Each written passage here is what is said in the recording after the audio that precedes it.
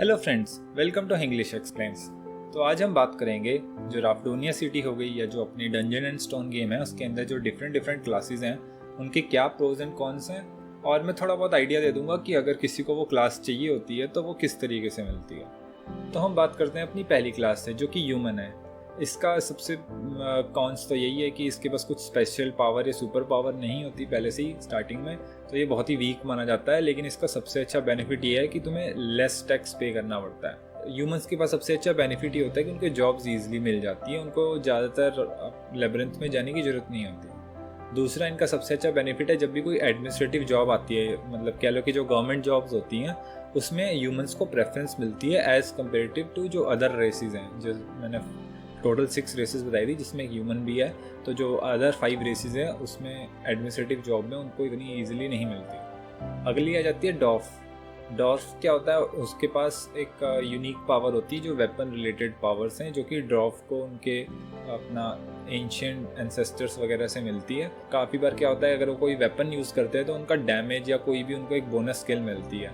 जैसे कि अपना डॉर्फ है, ये मुराड है, उसको मिल रखी है वेपन रिस्टोर की स्किल। उससे क्या होता है कि जैसे कोई वेपन डिस्ट्रॉय हो गया वो उसको वापस पोजीशन में ले आ सकते हैं जितना वो 1 मिनट पहले था। तो ईजिली जैसे कोई वेपन डिस्ट्रॉय होगा या अगर उसने कोई वेपन रिलेटेड स्किल यूज़ करी और उसके बाद क्या हुआ कि उसका कूल डाउन पे आ गई तो वो उसको वापस रिफ्रेश कर सकता है कूल डाउन को। इनका कुछ एज सच नेगेटिव तो मैं कह नहीं सकता, अगर स्मॉल हाइट का है तो नेगेटिव है।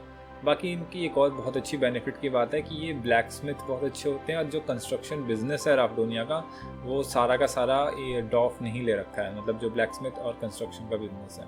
तो जरूर नहीं है कि तुम्हें लेबरिंथ में जाने की जरूरत है। इवन जो मुराड का हमने देखा था वो बात करता है कि मेरा मन है कि मैं एक ब्लैक स्मिथ की शॉप खोलूँ, तो आगे जाके चलो मैं अभी स्पॉइलर नहीं दूंगा। हम बात करते हैं आगे थर्ड क्लास की जो कि है फेरी। फेरी को एल्फ भी कहते हैं। तो एल्फ का सबसे बड़ा बेनिफिट तो यही है कि वो स्पिरिट के साथ कांटेक्ट कर सकती हैं जो कि एलिमेंटल स्पिरिट होती हैं। अगला आ जाता है इसका जो सबसे बेनिफिट वाला पॉइंट है वो है कि एग्रीकल्चर सेक्टर जो है वो फेरी के पास है। मतलब ऐसा कह लो कि हमने जितनी भी फैंटेसी नॉवल या स्टोरीज पढ़ी है उसमें जो एल्फ होते हैं वो क्या होता है, नेचर बेस्ड क्लास होती है। तो बेसिकली राफ्डोनिया में जो भी खेती बाड़ी का काम है वो सारा एल्फ को दे रखा है कि तुम फ्रूट्स एंड वेजिटेबल उगाओ आराम से। और अगली क्लास जो हमारी आती है वो है बारबेरियन की। बारबेरियन की क्लास का सबसे अच्छा बेनिफिट तो वही है कि इनके पास एक तो मेंटल स्ट्रेंथ बहुत ज़्यादा होती है, इनका अटैक और डिफेंस काफ़ी अच्छा होता है। और सबसे इसकी जो प्लस पॉइंट है वो है कि इनके पास स्पिरिट सील है। जैसे कि हमने बेजॉन का देखा था, अब तक की स्टोरी में उसे 3 स्पिरिट सील मिल चुकी है। स्पिरिट सील क्या करती है कि इनको बोनस इफेक्ट दे देती है, जैसे कि HP रीजनरेशन, या जब इनकी हेल्थ कम हो जाती है तब इनको बोनस डिफेंस मिल जाता है इस तरीके से। तो उनके पास डिफरेंट रूट्स होते हैं जिसके बेसिस पे अपने डिफेंस को और भी ज़्यादा इंक्रीज़ कर सकते हैं या अटैक को और भी ज़्यादा इंक्रीज़ कर सकते हैं। अगला इसका एक और बेनिफिट है, जैसे आपने देखा, ये थोड़ा स्पॉइलर मैं दे रहा हूँ वैसे इस चीज़ का, कि जब आयनार ने बेजॉन की टीम छोड़ी थी तो बेजॉन कहता है अच्छा ये डैड ट्रेनिंग की बात करें, डैड ट्रेनिंग मेथड। तो जो उसमें बेजॉन बात करता है ना डैड ट्रेनिंग मेथड, वो बेसिकली ये होता है, हमने ये तो देखा ना कि इनको एसेंस मिलते हैं लेब्रिंथ के अंदर, तो ये जब उसको कंज्यूम कर लेता है तो उनके पास उस मॉन्स्टर की पावर आ जाती है। तो जो बारबेरियन ही एक ऐसी क्लास है जो अपनी एसेंस को नेक्स्ट जनरेशन में दे सकती है। मैंने फॉर एग्जांपल कोई बारबेरियन बूढ़ा हो जाता है तो वो अपने इस एसेंस को ट्रांसफ़र कर देता है मरने से पहले। तो ये उनका वो ट्रेनिंग मेथड है। तो अब हमें जब आयनार 6 महीने के बाद मिलेगी तो उसके पास एक न्यू एसेंस होगा जो उसको अपने ओल्ड बारबेरियन से मिला है। मतलब ये जरूरी नहीं है कि फैमिली का ही पर्सन हो, वो कोई भी बारबेरियन हो सकता है, लेकिन ये सिर्फ बारबेरियन टू बारबेरियन ही जा सकता है एसेंस। तो इसका यूज़ काफ़ी बार बारबेरियन इसलिए करते हैं, अगर कोई रेयर एसेंस होता है उसको अगली जनरेशन को देने के लिए फ्री में मिल जाता है। इनका सबसे बड़ा कॉन तो यही है कि इनका जो सोसाइटी स्टेटस है बहुत ही बुरा है। मतलब लगा लो कि इनकी हंटिंग होती है स्पेशली वो हार्ट के लिए, जैसे हमने देखा था स्टोरी में स्टार्टिंग में कि इनका हार्ट लेने के लिए ब्लैक मार्केट में बेचते हैं। दूसरे इनको जॉब्स भी नहीं मिलती क्योंकि लोग सोचते हैं जो बारबेरियन है बहुत बेवकूफ़ से हैं, और हाँ बात भी सही है, इसलिए इनको ईजिली जॉब्स भी नहीं मिलती। अगला आ जाता है फरी का। फरी जो है इनका सबसे प्रो वाला पॉइंट तो यही है कि ये एंशिएंट बीस्ट के साथ कॉन्ट्रैक्ट कर सकते हैं। अब एंशिएंट बीस्ट का जो कॉन्ट्रैक्ट है वो बेसिकली इनको 3 तरह की पावर्स देता है, डिफरेंट, मतलब एक देगा 3 में से कोई एक। पहली तो होती है समनिंग की, मतलब वो क्या करते हैं किसी बीस्ट के साथ जब कॉन्ट्रैक्ट करते हैं तो वो बीस्ट समन करते हैं तो वो बीस्ट उनकी हेल्प करेगा फाइट। सेकंड आता है स्ट्रेंथ वाली, मतलब इनकी ना कोई एक एबिलिटी कह लो या कोई बॉडी पार्ट कह लो वो ना स्ट्रेंथ में जाता है। फॉर एग्जांपल जैसे इनकी देखने की जो पावर है वो स्ट्रेंथ हो जाएगी, या इनकी स्ट्रेंथ ओवरऑल जैसे अटैक पावर है वो स्ट्रेंथन हो जाएगी, या डिफेंस पावर स्ट्रेंथन हो जाएगी, स्पीड स्ट्रेंथन हो जाएगी ऐसे में। और तीसरी आती है सुपर पावर, जो कि अपनी मीशा को मिली थी जब उसने अपना कॉन्ट्रैक्ट बनाया है वो स्कार्डिया के साथ। कि इसमें बेसिकली क्या होता है, तुम मैजिक डैमेज कर सकते हो, जो सुपर पावर मिलती है, जो अपनी मीशा आइस मैजिक डैमेज कर रहा था। अगला आता है हमारा मेज। मेज का तो क्या ही बोलें, प्रोज में इनके पास और जॉब्स के ऑप्शन ही बहुत है, मतलब तुम कहीं भी चले जाओ मेज की रिक्वायरमेंट पड़ी जाती है। तो इनके पास पैसों की वैसे कमी तो नहीं रहती, इनका जो सोशल स्टेटस है बहुत ही हाई रहता है, और इवन जो मेज है उनकी डिमांड हर जगह रहती है कहीं भी चले जाएं। लेकिन इनका सबसे बड़ा नेगेटिव पॉइंट यही है, इनकी जो स्पेल्स लर्न करने के लिए, मतलब इनको जो स्पेल बुक्स चाहिए होती है ना वो बहुत ज़्यादा कॉस्टली होती है। इवन जो मटेरियल्स वगैरह हो गए ना इनको अपने रिसर्च वर्क करने के लिए चाहिए, वो बहुत ज़्यादा कॉस्टली होते हैं। तो एक तरीके से ना थोड़ा बैलेंस आउट हो जाता है। लेकिन फिर भी अगर हम देखा जाए तो जो मेजिज हैं इनको बहुत ज़्यादा प्रिविलेज मिलती है। इवन जो रॉयल फैमिली है अपना कह लो, जो किंग हो गए, वो क्या करती है कि ना मेजिस को स्पेशली एक प्रिविलेज देती है। अभी मैं स्पॉइलर नहीं दूंगा यहाँ पे कि क्या स्पेशल प्रिविलेजेस हैं, धीरे धीरे हमें स्टोरी में पता लगते रहेंगे कहाँ कहाँ पे मेज को बेनिफिट मिलते हैं। अगला आता है हमारी प्रीस्ट की क्लास। अच्छा, मैं एक और चीज़ बता देता हूँ, जो मेज क्लास है, प्रीस्ट होगी, कारुई प्रीस्ट और पैलेडिन हो गया, इनका एक और एडवांटेज ये है कि इनको लेब्रिंथ में जाने की ज़रूरत ही नहीं होती अपना मतलब पावर लेवल बढ़ाने के लिए। तुम बेसिकली ऐसा मान सकते हो कि इनके पास लेवल ही नहीं होता, ना ही इन्हें एसेंस कंज्यूम करने की ज़रूरत होती है इन चारों क्लास को, मेज, प्रीस्ट, कारुई प्रीस्ट और पैलेडिन को।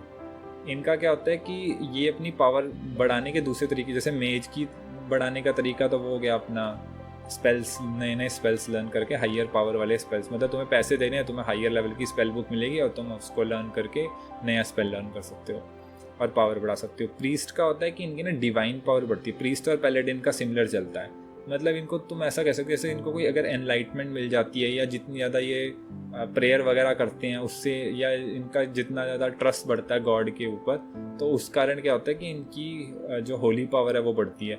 जैसे कि अगर ये हेल्प करते हैं किसी की तो उससे भी इनकी होली पावर बढ़ती है। तो हम अगली बात करते हैं प्रीस्ट के लिए। प्रीस्ट का जैसे मैंने बेसिक चीज़ बता दी है, लेकिन इसका सबसे बड़ा जो मतलब नीड है, एक इस क्लास की यूनिक स्किल है जो और किसी क्लास के पास नहीं है, वो है एसेंस रिमूवल। मतलब आपने देखा होगा कि जो एसेंस, जैसा अभी बीच में रेवन और बेजॉन की लड़ाई हो गई थी, जब बेजॉन कहता है कि मुझे तो ये कॉर्प्स गोलम का एसेंस तो चाहिए नहीं था, मुझे रिमूव कराने के लिए 10 मिलियन लगेगा। तो वो यही चीज़ है, जो एसेंस रिमूव करना होता है ना वो प्रीस्ट ही कर सकते हैं और कोई क्लास नहीं कर सकती एसेंस को रिमूव। अगला आ जाता है कारुई प्रीस्ट। कारुई प्रीस्ट का तो जैसे मैंने बताया था, ये प्रीस्ट की भी सारी पावर यूज़ कर सकते हैं और ब्लैक मैजिक भी यूज़ कर सकते हैं। अब इन्हें क्या होता है, इनकी जो ब्लैक मैजिक की पावर है वो ऐसे इंक्रीज़ होती है, मतलब ये प्रीस्ट की तरह अपनी पावर इंक्रीज़ कर सकते हैं जो प्रीस्ट करता है काम करके। दूसरे इन्हें ब्लैक मैजिक की जो पावर इंक्रीज़ होती है वो होती है कितनी इन्होंने किलिंग कर रखी है। लेकिन इनका सबसे बड़ा नेगेटिव पॉइंट तो यही है कि अगर किसी ने फाउंड कर लिया कि ये कारुई प्रीस्ट हैं तो इनको एग्जीक्यूट किया जाता है। अगले आ जाते हैं हमारे जो पैलेडिन हैं। अब पैलेडिन का भी इतना ज़्यादा कुछ है नहीं बताने के लिए पैलेडिन के बारे में। बेसिकली यही है, हीलिंग पावर्स होती है इनके पास, और ये थोड़ा बहुत नाइट जैसे होते हैं पर इनके पास ऑरा नहीं होता, ठीक है। मतलब ये क्या करते हैं, ये नॉर्मल फाइट में जाते हैं, अपने ऊपर हीलिंग पावर भी मार सकते हैं, किसी और के ऊपर हीलिंग पावर मार सकते हैं। मतलब ये बेसिकली प्रीस्ट और नाइट का मिला जुला काम करते हैं, लेकिन इनके पास प्रीस्ट जैसी स्ट्रॉन्ग हीलिंग पावर नहीं होती और नाइट के जैसा इतना ज़्यादा स्ट्रॉन्ग अटैक नहीं होता, क्योंकि नाइट का जो ऑरा है वो बिल्कुल ही अलग ही लेवल का है, ठीक है। अब पैलेडिन का भी वही सेम सीन है, इसको लेब्रिंथ में जाने की जरूरत नहीं है लेवल बढ़ाने के लिए, क्योंकि इनका लेवल होता ही नहीं है। इनको डिवाइन पावर चाहिए होती है बढ़ाने के लिए, जो कि दूसरों की सर्विस करके या चर्च में काम करके ही मिलती है। अगले आ जाते हैं हमारे नाइट। अब नाइट का सबसे यूनिक चीज़ है ऑरा, ठीक है। अब ना ऑरा की सबसे बढ़िया बात तो ये है कि ऑरा को ना कोई डिफेंस रोक ही नहीं सकता, एक्सेप्ट अगर कोई नंबर्ड आइटम ना हो या कोई एसेंस है अगर कोई जो तुम्हारी डिफेंस को बहुत इंक्रीज़ कर रहा है, तो वही चीज़ है जो ऑरा को रोक सकती है। उसके अलावा ऑरा ऐसी चीज़ है कि जो तुम्हारी बॉडी को एक बारी में काट सकता है। जैसे हमने देखा ना कि जो बेजॉन है डिफरेंट तरह की शील्ड खरीदा है, कि मैंने अभी आयरन शील्ड खरीद ली, स्टील शील्ड खरीद ली, आगे जाके उसका आया था वो एडमेंटियम या जो लिथियम कह रहा हूँ मैं, एडमेंटियम और टाइटेनियम वाली शील्ड खरीदेगा। तो ऑरा क्या करता है, बेसिकली इनको बहुत ही आसानी से, जैसे हम मक्खन काटते हैं ना चाकू से, उस तरीके से अगर किसी ने ऑरा यूज़ किया ना इन टाइप की शील्ड को, वो एक बारी मैंने काट सकता है। इसलिए जो ऑरा मतलब ऑरा को ब्लॉक करने के लिए तुम्हें नंबर्ड आइटम भी ऐसे नहीं कि मतलब जो जैसे स्वॉर्ड्स होगी अपनी, या शील्ड होगी, या आर्मर वाले पीस हो गए, यही ब्लॉक कर सकते हैं। कहीं तुम कोई और आइटम ले जाओ और वो जाके टूट जाएगा नंबर आइटम और वेस्ट हो जाएगा। तो ऑरा को ब्लॉक करने के लिए जो वेपन वाले नंबर आइटम्स हैं ना, वो ब्लॉक कर सकते हैं। और जो नाइट अगर किसी को बनना है तो उसके लिए किसी और नाइट से उसको ऑरा सीखना पड़ेगा। और जनरली जो ऑरा की पावर है उसके ऊपर डिपेंड करता है कि तुम्हारा नाइट की फील्ड में कितना हाईयर रैंक जाता है, क्योंकि ऑरा का भी कुछ स्ट्रेंथ है कि तुम इतना ज़्यादा ऑरा यूज़ कर सकते हो एक टाइम में। और हाँ, नाइट्स के अंदर थोड़ी वेरिएशन होती है, जैसे कि अप्रेंटिस नाइट होता है बिगनिंग का, फिर नाइट होता है, और फिर आते हैं royal knights. Royal knight basically जो अपना किंग्स हो गया, रॉयल फैमिली, उसको सर्व करती है, या जो टॉप के मिनिस्टर्स हैं उन्हीं के पास रहते हैं। उसके बाद जितने भी नोबल्स हैं वो सारे के सारे नाइट्स को हायर करते हैं, और बाकी के जो बचे हुए नाइट्स हैं वो आर्मी में सर्व करते हैं, या उनको कुछ ऐसी स्पेसिफिक ड्यूटीज़ मिलती हैं लेब्रिंथ से रिलेटेड। अगले आ जाते हैं हमारे ड्रैगन किंग, जो इनको योंगुन कहते हैं इस स्टोरी के अंदर, या योंगजुन। तो जो ड्रैगन किंग है, इनका सबसे बड़ा बेनिफिट तो ये है, इनको टैक्स नहीं पे करना पड़ता।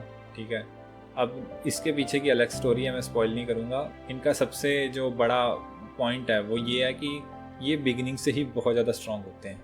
माने जो इनका छोटा सा बच्चा भी अगर जो ड्रैगन किंग पैदा होता है ना, उसका जो अटैक और डिफेंस है वो लगभग एक नॉर्मल बारबेरियन जितना होता है, जब ये अपना बेजोन नया नया लेब्रिंथ में जाने लगा था। तो तुम ये लगा लो कितने ज़्यादा स्ट्रॉन्ग होते हैं जो ड्रैगन किंग होते हैं। उसके बाद अगर ये ऑरा भी लर्न कर लें, अगर कुछ टैलेंट वाले बंदे हों, अगर कुछ ज़्यादा ही टैलेंटेड वाले ड्रैगन किंग हो, अगर उनको ऑरा भी लर्न हो जाता है तो वो बहुत ही ज़्यादा खतरनाक बन जाते हैं। लेकिन इनका सबसे ज़्यादा जो नेगेटिव है वो यही है कि इनकी पॉपुलेशन बहुत कम है।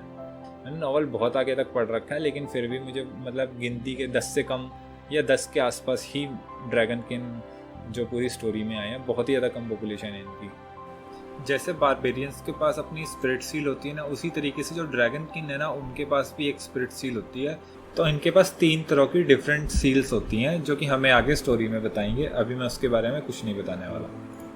तो आज की वीडियो के लिए बस इतना ही। अगर आप चाहते हैं कि मैं आपके लिए कोई और वीडियो बनाऊं इस चीज़ से रिलेटेड, या आप कुछ न्यू चीज़ जानना चाहते हैं इसके आगे की स्टोरी के बारे में, तो मुझे कमेंट में बताएं।